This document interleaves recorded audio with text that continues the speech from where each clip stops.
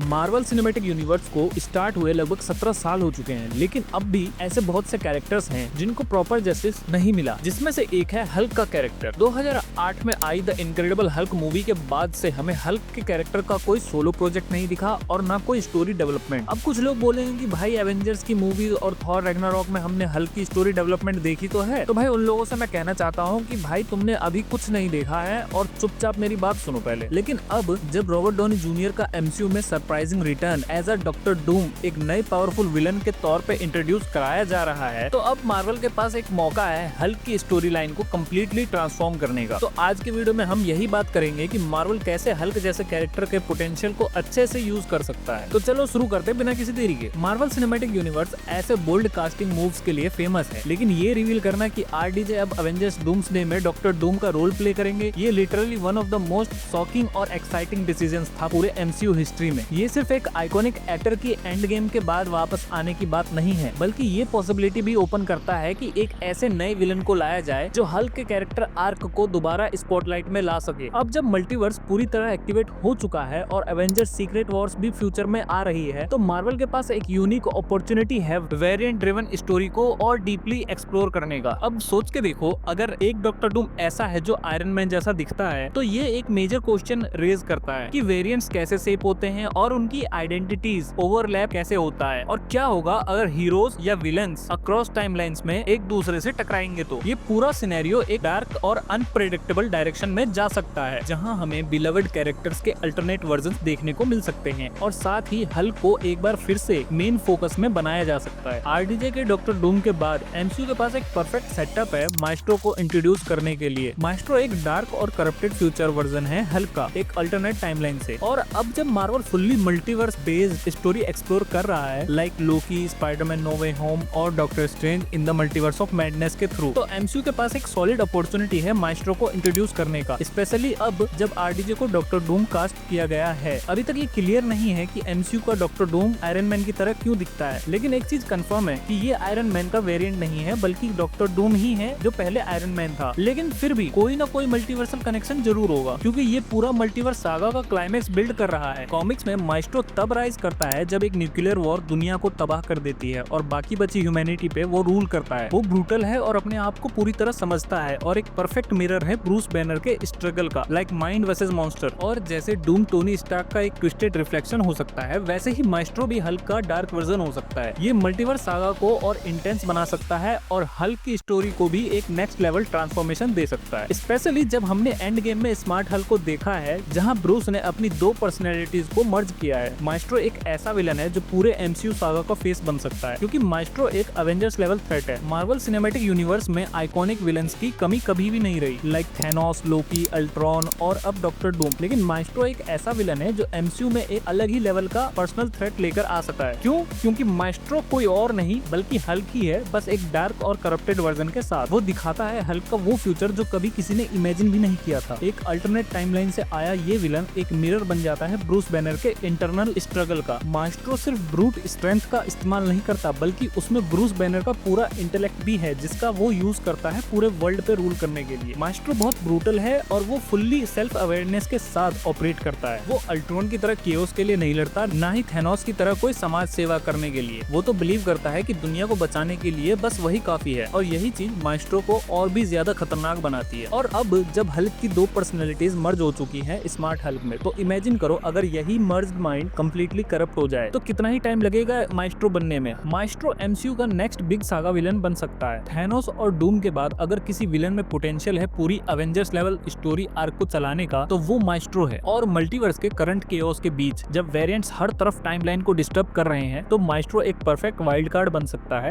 Specially Avengers secret Wars के time पे। शायद वो एक मेजर थ्रेट हो या एक अनप्रेडिक्टेबल प्लेयर जो एमसीयू के नए फेस का गेम ही बदल दे। वो विलन जो हल्क का सबसे खतरनाक रूप है, जिसके अंदर एरोगेंस और रेज भरा हुआ है और उसके पास ब्रूस बैनर का दिमाग भी है। जरा सोच के देखो ये कितना खतरनाक हो सका है। और इसी वजह से ये विलन एमसीयू के लिए सिर्फ एक चैलेंज नहीं बल्कि एक पूरा डेंजर बन जाता है। माइस्ट्रो एमसीयू में हल्क को दोबारा स्पॉटलाइट में ला सकता है। हल्क काफी टाइम से एज अ साइड कैरेक्टर दिखाया जा रहा है एमसीयू के अंदर। एवेंजर्स एंड गेम के बाद से हल्क का रोल एमसीयू में काफी साइडलाइन रखा गया। सी हल्क के शो ने थोड़ा फन कैरेक्टर डेवलपमेंट दिखाया और हल्क की फैमिली कनेक्शन को हिंट भी किया, लेकिन असली ब्रूस बैनर की कहानी बैकग्राउंड में कहीं चली चली गई जिसका कोई सेंस नहीं बनता। सेंस तो खैर इस पूरे शो का नहीं बनता, लेकिन अब माइस्ट्रो के इंट्रोडक्शन के साथ मार्वल के पास एक गोल्डन चांस है हल्क को दोबारा सेंटर में लाने का, वो भी बिना किसी सोलो हल्क मूवी के। जैसा कि हम जानते हैं कि एक सोलो हल्क मूवी बनाना मुश्किल है, क्योंकि बीच में यूनिवर्सल के डिस्ट्रीब्यूशन राइट्स आ जाते हैं। भाई मुश्किल तो कुछ भी नहीं है, राइट्स की प्रॉब्लम तो स्पाइडरमैन के साथ भी है, लेकिन उसकी मूवीज तो बन रही, ये लोग बस बनाना नहीं चाहते। खैर, मार्वल एक ट्रेडिशनल स्टैंड अलोन मूवी बनाने की बजाय माइस्ट्रो को डायरेक्टली किसी मूवी या मल्टीवर्सल क्रॉस इवेंट में लेके आ सकता है, जैसे एवेंजर्स सीक्रेट वॉर्स या किसी नए सागा का मेजर टर्निंग पॉइंट में। इस तरह हल्क फिर से फोकस में आ जाएगा और मार्वल को सोलो मूवी के लीगल इशूज से भी डील नहीं करना पड़ेगा। ऑडियंस के लिए भी ये एक फ्रेश एंड इमोशनल जर्नी होगी। आज तक ऑडियंस ने हल्क को सिर्फ एक बैकग्राउंड मसल सपोर्ट के रूप में देखा है, लेकिन सोचो अगर हल्क को उसके ही डार्क फ्यूचर वर्जन से लड़ना पड़े जो उसकी हर उस क्वालिटी को रिप्रेजेंट करता है जिससे ब्रूस हमेशा से डरता आया है, तो ये बैटल सिर्फ दो मॉन्स्टर्स के बीच नहीं होगी, बल्कि ये बैटल होगी मैन वर्सेस हिमसेल्फ की। और इसी से हल्क एक बार फिर से एमसीयू का एक कॉम्प्लेक्स और इमोशनली लेयर्ड हीरो बन सकता है, जो सिर्फ पंचेस नहीं मारता बल्कि अपने अंदर के मॉन्स्टर से भी लड़ता है। एलियन इन्वेजन्स और मल्टीवर्स केओस अपनी जगह है, लेकिन एक ऐसा कैरेक्टर के पर्सनल फाइट दिखाना जिसका हर इमोशनल ब्रेकडाउन दुनिया के लिए थ्रेट बन सकता है, ये एमसीयू की स्टोरी टेलिंग को और डीपर और रिचर बना देगा। माइस्ट्रो एमसीयू में एक गामा पावर टीम अप का रास्ता खोल सकता है। एमसीयू में काफी हल्क कनेक्टेड कैरेक्टर्स हैं जो अभी तक मिले ही नहीं। माइस्ट्रो का इंट्रोडक्शन एमसीयू के लिए बड़ा टर्निंग पॉइंट बन सकता है, सिर्फ हल्क के लिए नहीं बल्कि उन सारे गामा पावर्ड कैरेक्टर्स के लिए जो एमसीयू ने लास्ट कुछ सालों में इंट्रोड्यूस किए हैं। सोचो, सी हल्क ऑलरेडी फुल्ली स्टेबलाइज्ड है, साकार हल्क का बेटा सी हल्क के फिनाले में आ चुका है, अबोमिनेशन को भी रिफॉर्म्ड दिखाया गया है और Thunderbolt Ross as Red Hulk भी दिखा चुके हैं। तो एमसीयू के पास एक full fledged Gamma Corps style team का सेटअप ऑलरेडी एग्जिस्ट करता है, बस अब चाहिए एक सॉलिड विलन जो इन सब को एक थ्रेट के अगेंस्ट यूनाइट करे, और माइस्ट्रो उसी विलन का एक परफेक्ट कैंडिडेट है। माइस्ट्रो जैसे थ्रेट को समझने के लिए गामा पावर जरूरी है। ऐसे थ्रेट को सिर्फ अवेंजर्स हैंडल नहीं कर सकते। ये फाइट उन लोगों की है जो गामा रेडिएशन को समझते हैं, जिन्होंने उस पावर को एक्सपीरियंस किया है और जिन्होंने उसके कर्स को झेला है। इस एमसीयू में एक गामा एवेंजर्स मोमेंट क्रिएट हो सकता है जहां हल्क, सी हल्क, सकार, रेड हल्क, अबोमिनेशन जैसे कैरेक्टर एक साथ आते हैं, जैसा कि हमने थंडरबोल्ट मूवी में देखा है। एमसीयू ने इन कैरेक्टर्स को इंट्रोड्यूस तो किया, लेकिन फॉलो अप कहीं खो गया है। हल्क जैसा कैरेक्टर भी बैकग्राउंड में चला गया, तो माइस्ट्रो उन सबको दोबारा स्पॉटलाइट में लाने का एक इम्पैक्टफुल जरिया बन सकता है। मेरे हिसाब से एमसीयू का नया सागा गामा सागा बन सकता है। इन्फिनिटी सागा ने कॉस्मिक पावर को एक्सप्लोर किया, मल्टीवर्स सागा ने रियलिटी और टाइम को तोड़ मोड़ के दिखाया, तो इमेजिन करो एक गामा सागा जो बताए कि पावर्स किसी की आइडेंटिटी और ह्यूमैनिटी को कैसे इम्पैक्ट करती है। माइस्ट्रो और हल्क उस सागा के इमोशनल नैरेटिव सेंटर बन सकते हैं। एक ही कैरेक्टर के दो वर्जन्स, एक जिसे ट्रॉमा ने कंट्रोल सिखाया और दूसरा जिसे ट्रॉमा ने डिस्ट्रॉय कर दिया, और इसी तरीके से हल्क की स्टोरी को कंप्लीट किया जा सकता है। तो बस दोस्तों, आज के लिए इतना ही। फिर मिलते हैं किसी नए टॉपिक के साथ अगले वीडियो में। आप लोगों को किस टॉपिक पे वीडियो चाहिए कमेंट करके बता देना, और अगर वीडियो अच्छा लगा तो लाइक कर देना और चैनल को सब्सक्राइब कर देना, क्योंकि ऐसी वीडियोस मैं हर हफ्ते लाता रहता हूं।